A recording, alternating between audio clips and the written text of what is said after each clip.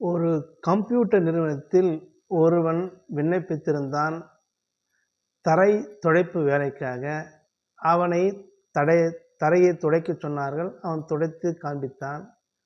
Computer நிறுவனத்தில் வேலை செய்வதால் உனக்கு இமெயில் பாஸ்வேர்ட் கூகுள் தெரியுமா என்று கேட்டார்கள். அவன் எனக்கு எதுவும் தெரியாது என்று சொன்னான். சொன்னால் இங்கு வேலைக்கு நீ சாத்தியப்பட முடியாது கம்ப்யூட்டர் நிறுவனத்தினின்று அந்த நபரை வெளியேற்றினார்கள். அவன் கிராமத்தான். நகரத்திற்கு வந்தபோது ஏதோ 10 ரூபாய் கையில் வைத்திருந்தான். பக்கத்தில் இருக்கும் ஒரு மார்க்கெட்டிற்கு சென்றான். 10 ரூபாயில் வெங்காயம் வாங்கினான். பக்கத்தில் இருக்கின்ற தெருக்களை போய் கூவி கூவி விற்றான். மீண்டும் 10 ரூபாயோடு இன்னொரு 10 ரூபாய் லாபம் கிடைத்தது. இப்படி நாளொரு பொழுதொரு வண்ணமாக அவன் விற்று விற்று பெரிய வெங்காய வியாபாரியாக மாறிவிட்டான்.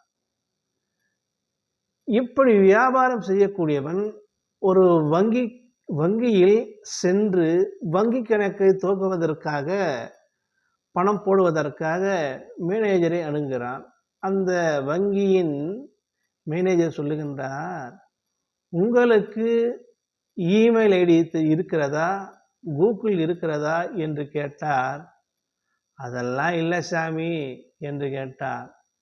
அதற்கு உயரதிகாரி சொன்னார், இதெல்லாம் தெரிந்திருந்தால் நீங்கள் எங்கேயோ போயிருப்பீர்கள், இப்படி இதைவிட பன்மடங்கு செல்வந்தராக ஆகியிருப்பீர்கள் என்று கேட்டான். அதற்கு அந்த வெங்காய வியாபாரி சொன்னான், நான் நீங்கள் சொல்வது போல செல்வந்தராக ஆயிருக்க மாட்டேன். இமெயில் கூகுள் பாஸ்வேர்ட் இதெல்லாம் தெரிந்திருந்தால் கம்ப்யூட்டர் நிறுவனத்தில் தரை துடைக்கும் வேலைதான் செய்திருப்பேன் என்றான் அந்த நபர். அன்பு நண்பர்களே, இதிலிருந்து நாம் தெரிந்து கொள்ள வேண்டிய விஷயம் என்றால், வாய்ப்புகள் விலகும் போது கவலைப்படாது.